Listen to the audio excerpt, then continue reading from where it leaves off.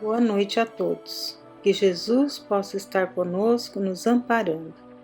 Agradecidos estamos por essa oportunidade abençoada, pedindo a Deus o amparo e a assistência aos que necessitam de ajuda para os males do corpo ou da alma, encarnados ou desencarnados.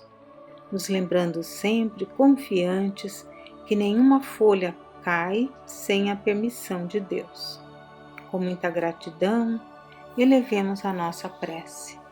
Pai nosso que estás no céu, santificado seja o teu nome. Venha a nós o teu reino e seja feita a tua vontade, Pai, assim na terra como no céu. O pão nosso de cada dia dá-nos hoje. Perdoa, Senhor, as nossas dívidas, assim como perdoamos aos nossos devedores. Não nos deixes cair em tentação, livra-nos do mal. Que assim seja, Pai. Graças a Deus e graças a Jesus. Qual o significado do ensinamento de Jesus? Buscai e achareis? Qual é o sentido dessas palavras? Encontramos esse ensinamento no Evangelho segundo o Espiritismo, por Allan Kardec, no capítulo 25, Buscai e achareis, itens de 1 a 5. Ajuda-te e o céu te ajudará. Pedi e dar-se-vos-á. Buscai e achareis. Batei e abrir-se-vos-á. Porque todo o que pede, recebe. E o que busca, acha. A quem bate, abrir-se-á. Ou qual de vós, porventura, é o homem que, se o filho lhe pedir pão, lhe dará uma pedra? Ou porventura, se lhe pedir um peixe, lhe dará uma serpente? Pois se vós outros, sendo maus, sabeis dar boas dádivas aos vossos filhos, quanto mais vosso Pai, que está nos céus, dará boas dádivas aos que lhe pedirem. Esta passagem do Evangelho, Palavras de Jesus, está em Mateus, capítulo 7, de 7 a 11. Explicação de Allan Kardec. Segundo o modo de ver terreno, a máxima buscai e achareis é semelhante a esta outra: ajuda-te e o céu te ajudará. É o princípio da lei do trabalho e, por conseguinte, da lei do progresso. Porque o progresso é o produto do trabalho, desde que é este que põe em ação as forças da inteligência. Na infância da humanidade, o homem só aplica sua inteligência na procura de alimentos, dos meios de se preservar das intempéries e de se defender dos inimigos. Mas Deus lhe deu, a mais do que ao animal, o desejo constante de melhorar, ou seja, essa aspiração do melhor que o impele à pesquisa dos meios de melhorar a sua situação, levando-o às descobertas, às invenções, ao aperfeiçoamento da ciência, pois é a ciência que lhe proporciona o que lhe falta.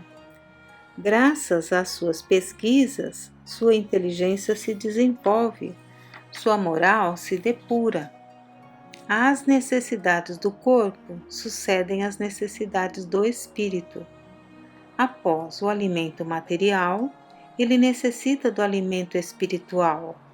É assim que o homem passa da selvageria à civilização. Mas o progresso que cada homem realiza individualmente durante a vida terrena é coisa insignificante e num grande número deles até mesmo imperceptível. Como então a humanidade poderia progredir sem a preexistência e a reexistência da alma? Se as almas deixassem a Terra todos os dias para não mais voltar, a humanidade se renovaria sem cessar com as entidades primitivas, que teriam tudo a fazer e tudo a aprender. Não haveria razão, portanto, para que o homem de hoje fosse mais adiantado que que o dos primeiros tempos do mundo, pois que para cada nascimento, o trabalho intelectual teria de recomeçar. A alma voltando ao contrário, com seu progresso já realizado e adquirindo de cada vez alguma experiência a mais, vai assim passando gradualmente da barbárie à civilização material e desta à civilização moral. Agora Kardec sugere ver o capítulo 4, número 17, aqui do Evangelho. Este capítulo 4, que fala sobre ninguém pode ver o reino de Deus senão nascer de novo, que é sobre a reencarnação, está dizendo aqui que esse princípio da reencarnação foi confirmada por Jesus, donde se segue que negar a reencarnação é renegar as palavras de Cristo. Suas palavras um dia constituirão autoridade sobre esse ponto, como em muitos outros, quando forem meditadas sem partidarismo. A essa autoridade de natureza religiosa virá juntar-se o plano filosófico, a das provas que resultam da observação dos fatos.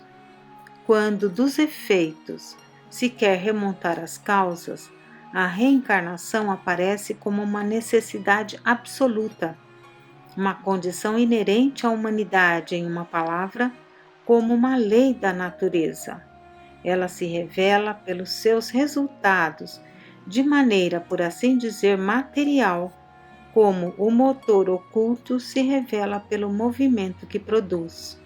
Somente ela pode dizer ao homem de onde vem, para onde vai, porque se encontra na Terra, e justificar todas as anomalias e todas as injustiças aparentes da vida. Sem o princípio da preexistência da alma e da pluralidade das existências, a maior parte das máximas do Evangelho são ininteligíveis e por isso tem dado motivo a interpretações tão contraditórias. Esse princípio é a chave que deve restituir-lhes o verdadeiro sentido. Então, o princípio da reencarnação, que foi confirmada por Jesus. Voltando então, ajuda-te, o céu te ajudará. Continuando. Se Deus tivesse liberado o homem do trabalho físico, seus membros seriam atrofiados. Se o livrasse do trabalho intelectual, seu espírito permaneceria na infância, nas condições instintivas do animal.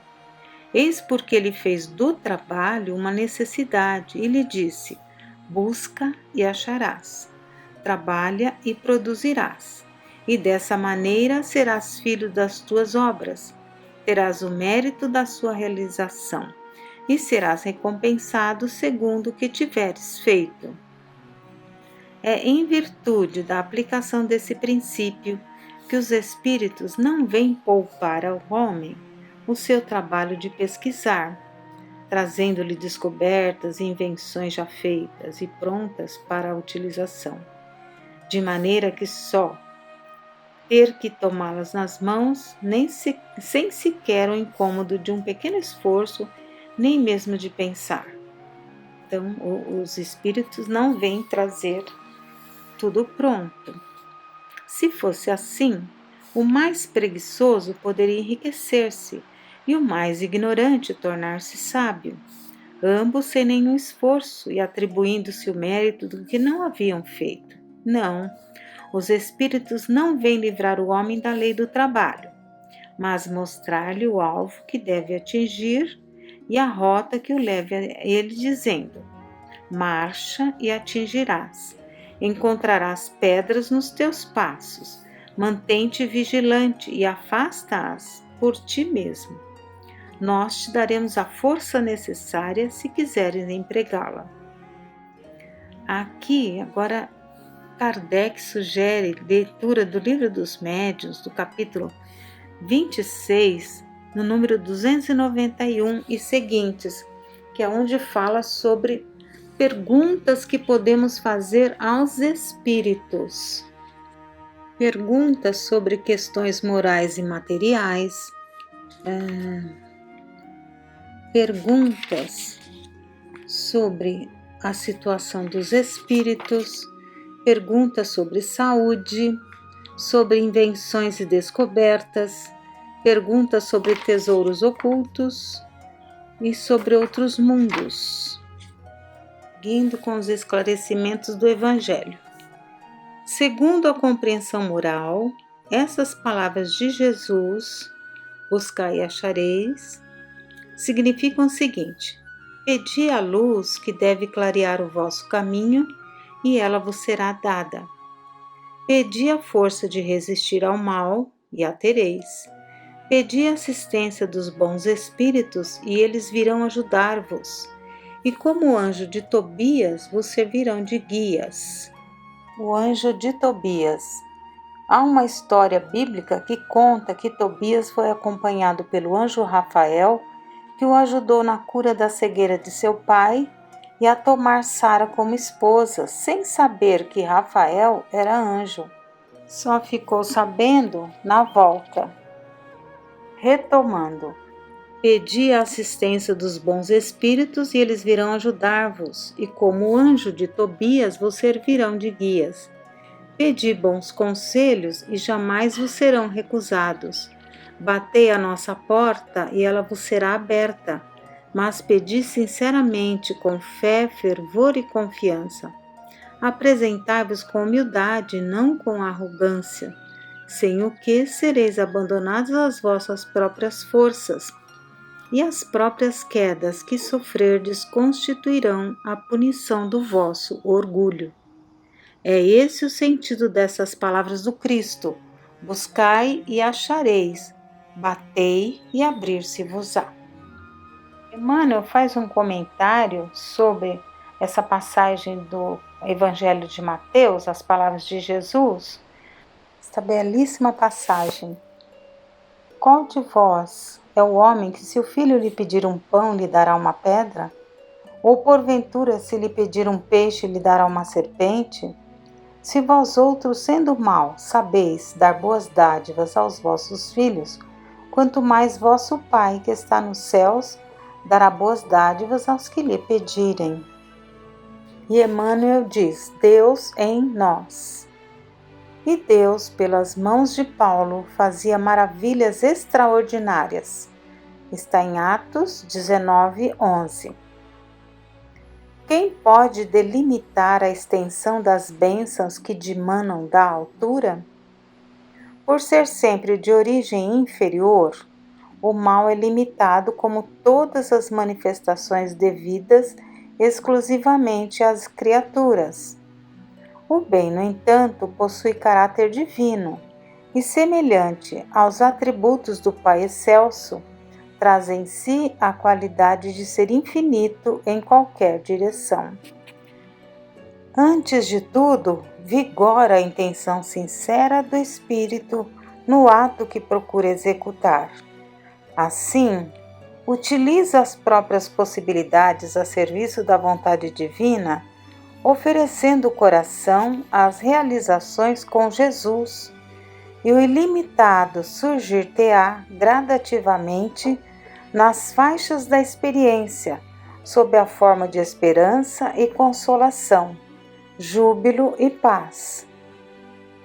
Por mais sombrios te pareçam aos ideais de hoje os dias do passado, não te entregues ao desânimo.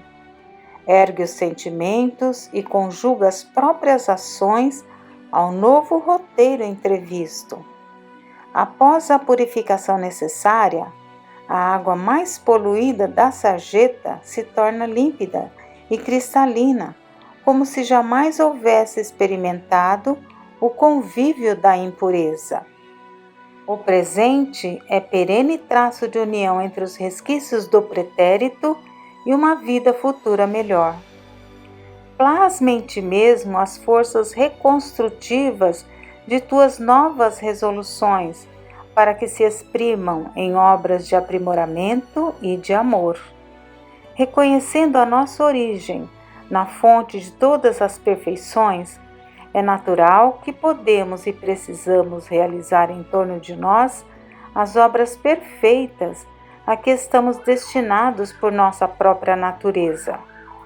Eis o valor do registro dos Atos dos Apóstolos ao recordar-nos a magnitude das tarefas de Paulo, quando o iniciado de Damasco se dispôs a caminhar, auxiliando e aprendendo, no holocausto das próprias energias, a exaltação do bem.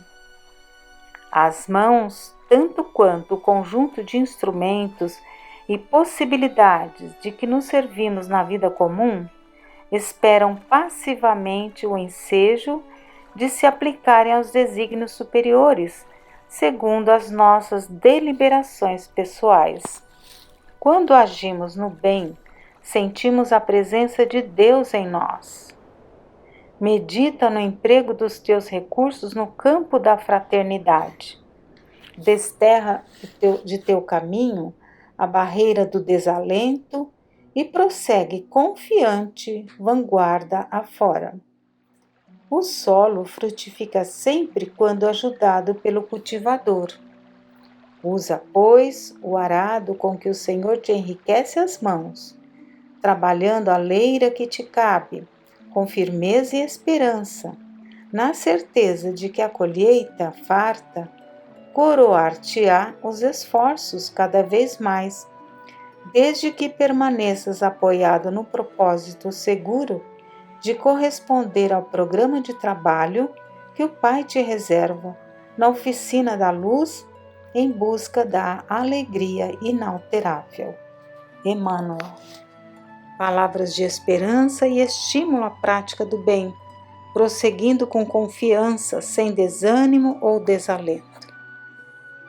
E Fabiano de Cristo nos convida: acompanha-nos. Se o Mestre é a meta que elegeste para esta tua existência, abraçamos a teu coração generoso por aspirares o melhor para a edificação de tua vida. Lembra-te, no entanto, que o Senhor aguarda os teus esforços no bem para chegares até Ele. Se te animas a seguir as pegadas divinas, lembra-te da necessidade de empreenderes, por uma decisão de tua vontade, toda uma reformulação de hábitos de criaturas do mundo, abandonando os ninhos de tua preferência e ires após ele. Eis que o Mestre te chama para uma longa caminhada pelas sendas da caridade, como a dizer-te que a vida é sinônimo do movimento de amor, porque o amor é a essência da própria vida.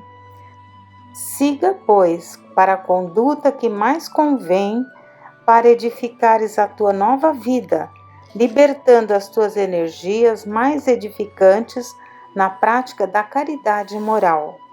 Segue-me, convoca-te o Senhor da paz e da felicidade, como a te alertar para não estacionares nos quadros enganosos do mundo, uma vez que aqueles que estacionam terminam por elevar na dor a companheira permanente. Se não sabes como conduzir-te, acompanha-nos, que já formamos uma caravana que demanda ao infinito, vivenciando a caridade, quando colocamos os pés sobre as pegadas do Senhor, distribuindo amparo e esperança a todos os aflitos.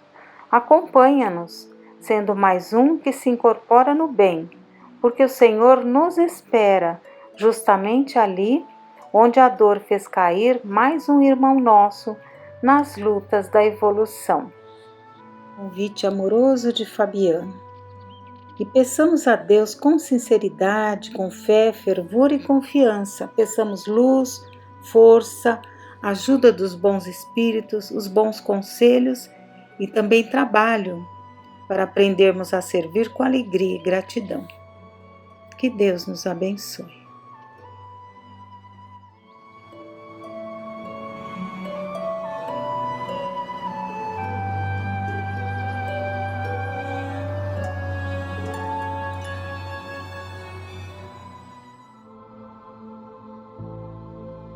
Boa noite a todos. Dando continuidade então ao nosso encontro desta noite, nós vamos buscar uma página no livro Ideal Espírita, de autores diversos, psicografado por Francisco Cândido Xavier. Mas nós vamos ver uma de André Luiz, Você Pode. Só o tema já é muito significativo, porque você pode, ele já afirma que nós temos condições. Que se estamos encarnados há um propósito. E esse propósito deve ser buscado com muito empenho. Nós temos condições. Muitas vezes não percebemos os nossos talentos, desprezamos oportunidades, não percebemos que poderíamos estar fazendo muito melhor do que estamos fazendo. E então, vivendo melhor, porque aquele que se empenha mais, aquele que ama mais, aquele que é mais atento ao que está no seu entorno, em todos os sentidos, ele vive melhor, ele se sente melhor. Então vamos ao texto. Carregando nos próprios ombros as aflições que fustigam a terra, o Senhor acreditou nas promessas de fidelidade que você lhe fez, enviando-lhe a caminho aqueles irmãos necessitados de mais amor. Nesse parágrafo nós já temos grandes ensinamentos. Sempre que nós retornamos ao palco da vida, nós participamos da busca de uma programação ideal para a nossa encarnação. Então, muito antes de aqui estarmos, tudo foi idealizado. Aquelas pessoas que se achegariam a nós já estava determinado, que são esses irmãos necessitados de mais amor. Então, tudo é idealizado do lado de lá, tudo é formatado de modo que, aqui estando, nós consigamos um aproveitamento mais intenso da nossa encarnação, para que a encarnação não se perca. Então, tudo é planejado. E planejado por quem? Por nós, quando temos condições de perceber as nossas necessidades, com o auxílio desses tantos espíritos que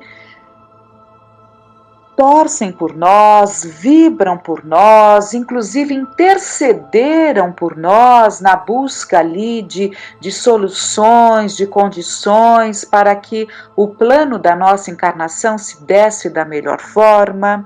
São esses mesmos que nos aguardam, é a esses mesmos que nós prometemos que nos empenharíamos, que estaríamos aqui dispostos, porque afinal voltar ao palco da vida, reencarnar é a grande oportunidade do recomeço. É a oportunidade que Deus nos dá. Estamos muitas vezes ali sofridos, sofrendo perseguições, assédios, ou devorados, corroídos pelo remorso. E Deus nos fala, você vai voltar, né? Você vai voltar, Deus nos fala metaforicamente, dizendo, você vai voltar, a sua mente vai acalmar, você vai esquecer temporariamente todos esses dramas criados por você mesmo e vai mergulhar no esquecimento e ter a condição de lá, junto daqueles tantos que eu colocarei no seu caminho, conseguir sair vencedor, acalmando essas animosidades, acalmando esses desencontros e favorecendo para que o bem prevaleça entre todos. É assim que se dá uma encarnação, uma programação visando o bem. Com todos aqueles com os quais nos comprometemos, inclusive aqueles que vêm e que estarão junto de nós. Então nós falamos para aqueles que já estão, que retornaram antes de nós lhe dissemos que estaríamos em seguida ou um pouco mais adiante, que nos aguardassem e que contassem com a nossa presença, com o nosso empenho. Falamos para aqueles outros tantos que ficaram e nós retornamos, que viríamos antes, mas que os aguardaríamos. É assim que se dá uma programação para o bem, uma programação de vida. E continua André Luiz. Chegam eles de todas as procedências. Quem são eles? Esses irmãos necessitados de mais amor, que muitas vezes vai exigir de nós mais atenção, são objeto da nossa preocupação, até mesmo das nossas aflições, mas estão aqui junto de nós, como foi idealizado do lado de lá. É a esposa fatigada esperando carinho. É o companheiro abatido implorando em silêncio esperança e consolo. De outras vezes, é o filho desorientado suplicando compreensão ou o parente na hora difícil aguardando braços fraternos. Agora, é o amigo transviado esmolando compaixão e ternura. Depois, talvez, será o vizinho atormentado em problemas esfogueantes, pedindo bondade e cooperação. Isto acontece porquanto você pode compartilhar com ele a tarefa do auxílio. Com ele, esse ele está em letra maiúscula. Deus auxilia as suas criaturas através das próprias criaturas. Os trabalhadores do Cristo, esses mensageiros abençoados, que se fazem instrumentos da causa de Jesus, nos inspiram, nos auxiliam e estão em busca de instrumentos para que o bem se faça. Fazemos uma prece direcionada a alguém necessitado, aquele alguém sente o lampejo da esperança, aquele alguém pode, quando receptivo, pode sentir-se envolvido por uma vibração amorosa que aquece a sua alma e se sente mais disposto, e as suas ideias se aclaram e ele busca se recompor diante daquela situação que lhe traz tanta amargura. Lançando a rede em mar mais alto, Jesus falou aos discípulos: vamos ao mar alto, lança-te a mar alto. Quantas vezes na vida nós temos que buscar as profundezas do mar? Metaforicamente falando, quantas vezes na vida temos que mergulhar mais fundo para conseguirmos emergir e conseguirmos superar e vencer aquela dificuldade que se faz tão grande. Isso acontece porquanto você pode compartilhar com ele a tarefa de auxílio. E no Livro dos Espíritos, nós vamos dar uma parada então no texto. No Livro dos Espíritos, na questão 132, nós temos lá: Kardec pergunta aos espíritos superiores encarregados de nos trazer a revelação: qual é a finalidade da encarnação dos espíritos? Deus a impõe com o fim de levá-los à perfeição. Para uns é uma expiação, para outros uma missão. Mas para chegar a esta perfeição, eles devem sofrer todas as vicissitudes da existência corpórea. Nisto é que está a expiação. A encarnação tem ainda outra finalidade, que é a de pôr o espírito em condições de enfrentar a sua parte na obra da criação. É para executá-la que ele toma um aparelho em cada mundo, em harmonia com a matéria essencial do mesmo, a fim de nele cumprir, daquele ponto de vista, as ordens de Deus, e desta maneira, concorrendo para a obra geral, também progredir. Então, ao encarnarmos, nós tomamos um perispírito de acordo com o mundo em que vivemos, aqui no nosso caso, essa nossa terra abençoada, para nos fazermos instrumentos da criação, fazermos a nossa parte na obra da criação. Esse é o convite, essa é a finalidade, além da afeição, de desafios, de expiações para refazermos a tarefa que mal fizemos em encarnações passadas, para refazermos aquilo que deixamos de fazer, né? Então, tudo isso compõe a nossa encarnação, mas também fazermos a nossa parte na obra da criação. Muito importante. Por isso que foi dito, isso acontece porque você pode compartilhar com ele a tarefa do auxílio. Não desdenhe deste modo apoiar o bem. Acendamos a luz onde as trevas se adensem. Articulemos tolerância ao pé da agressividade. Envolvamos as farpas da cólera em algodão de brandura. Conduzamos a paz por fonte viva sobre a discórdia, toda vez que a discórdia se faça incêndio destruidor. Então é importante que entendamos que estamos aqui a trabalho. Não estamos aqui em férias. Estamos aqui a trabalho e é preciso que estejamos afeitos ao trabalho, atentos ao trabalho, com a condição de observarmos o nosso entorno, com a condição de permitirmos que o amor se expanda.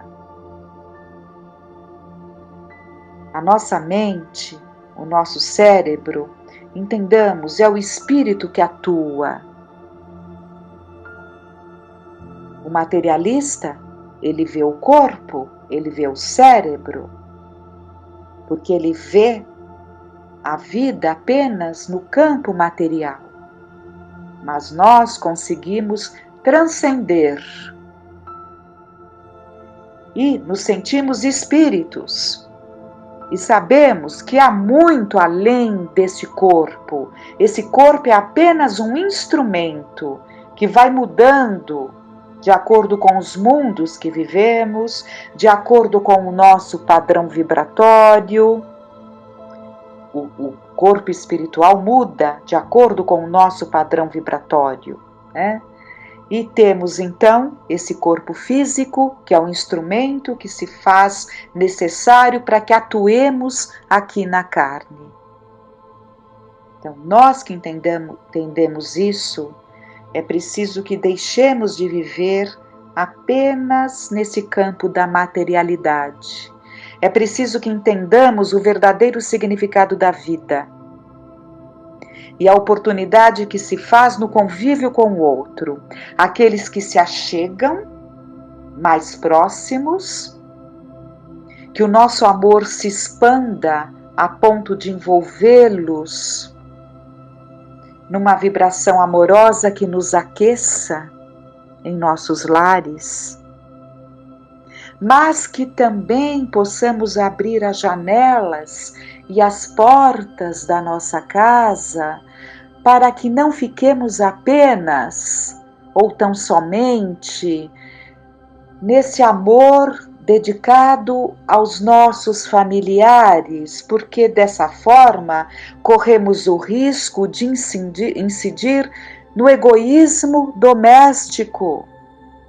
É preciso que esse amor se expanda também a outros tantos que também se achegam, que também fazem parte daqueles irmãos, logo ali do primeiro parágrafo, necessitados de mais amor, que vão se achegando, não só na nossa família, não só na nossa parentela, mas vão se achegando nesses grupos que se aproximam de nós, naqueles que se achegam no nosso caminho. E é preciso que tenhamos este olhar, essa atenção, que não andemos distraídos. Não desdenhe deste modo apoiar o bem. Deixe que Ele, o Mestre, se revele por sua palavra e por suas mãos. Não impeça sua divina presença através de seu passo no amparo às humanas dores, as dores que se fazem, as dores da alma, em que uma palavra, um livro ofertado, um convite pode acalmar essas dores morais. Uma atitude que aquela pessoa se sinta importante para nós pode alegrar mais os seus dias.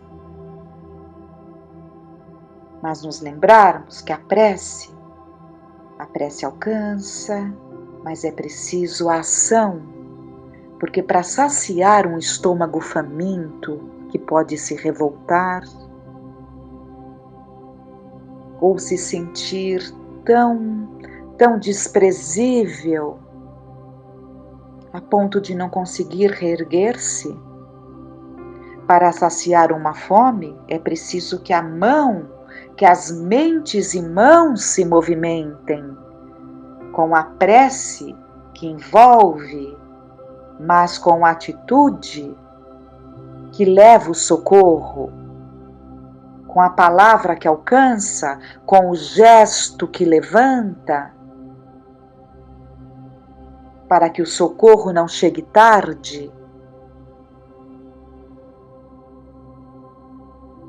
E nessa estrada bendita, depois da luta cotidiana, sentirá você, no imo da própria alma, o sol da alegria perfeita, repetindo de coração erguido a verdadeira felicidade. Obrigado, Jesus, porque na força de tua bênção consegui esquecer-me, procurando servir. Então André Luiz termina falando que sentiremos, se assim agirmos, sentiremos o sol da alegria e repetiremos do fundo do nosso coração, repetiremos a verdadeira felicidade, porque isso sim é felicidade e não aquela que corremos atrás, batendo em portas erradas. Poderemos dizer, poderemos repetir: obrigado, Jesus, porque na força da tua bênção consegui esquecer-me procurando servir. É preciso que o outro tenha importância. É preciso que aprendamos a nos esquecer, colocando o outro na condição que ele tem, na condição que ele deve ter, e com isso nos afastaremos desse egoísmo, egocentrismo, e teremos um olhar voltado para o outro, e isso nos dará uma satisfação muito grande. Lembrando ali no Evangelho segundo o Espiritismo, vivei contentes e felizes, mas cumprindo os vossos deveres. Então, é justamente o cumprimento desses deveres que fará com que vivamos contentes e felizes, mas esse contente, não dessa alegria fugidia, esse contente que é a satisfação de estar sendo útil, servindo. Como Jesus nos disse, deixou ali os seus ensinamentos: vim para servir. Percebamos, então, a importância desses ensinamentos e com muita gratidão no coração, nos auxilie, Pai, nos auxilie a fazermos dos nossos dias tempos melhores. Só o amor trará as mudanças necessárias. Tenhamos uma noite de paz.